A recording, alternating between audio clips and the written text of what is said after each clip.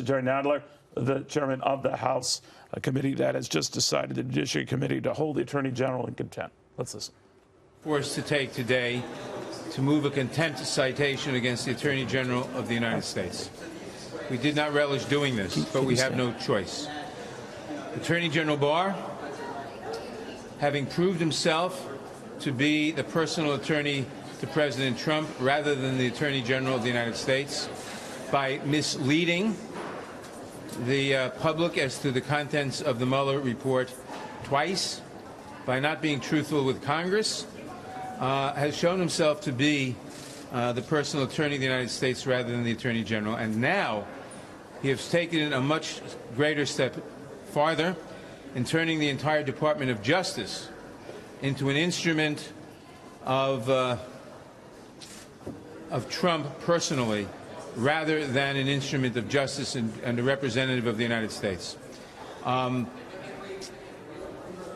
By seeking to evade, to bar all subpoenas, and the President said it, that they will resist all subpoenas, not just with reference to the Mueller report or to the Russian attack on our democracy, but with reference to anything, to reference to the Department of Justice's turnaround on their position in court on the Affordable Care Act, to references to investigations of security clearances, to references to the decisions to tear babies away from their mothers at the borders, to everything. They are uniformly rejecting subpoenas from Congress. This means that they have decided to oppose the role of Congress as a coordinate branch of government representing the American people. They are stonewalling the American people from all information. And this cannot be. We cannot have a government where all the information is in the executive branch, where the American people and the Congress are stonewalled as the information that they need to make decisions and to know what's going on.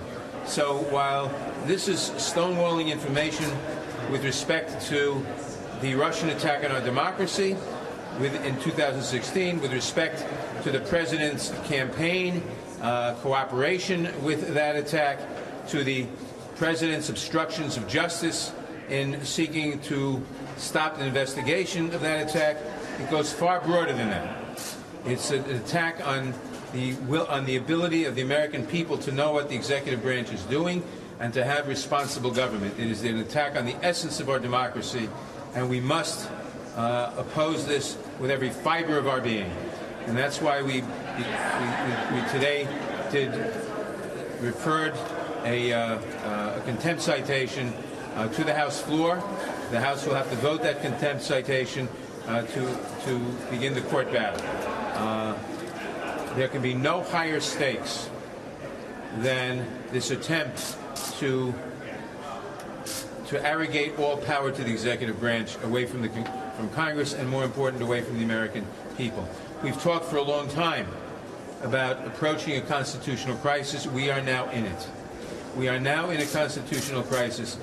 Benjamin Franklin in 1787 was asked, when he exited the Constitutional Convention, "What type of government have you given us, sir?" And he said, by a woman who asked him the question, he said, "A republic, ma'am, if you can keep it." Now is the time of testing whether we can keep a republic or whether this republic is destined to change into a different, more tyrannical form of government, as other republics have over the centuries. We must resist this, and this is far broader than Republican or Democratic or even the rights of Congress. This is whether we can put limits on the power of the president, any president, and then executive branch, and hold the president, any president, accountable. That's what is at stake here. We cannot flinch, and we will not flinch.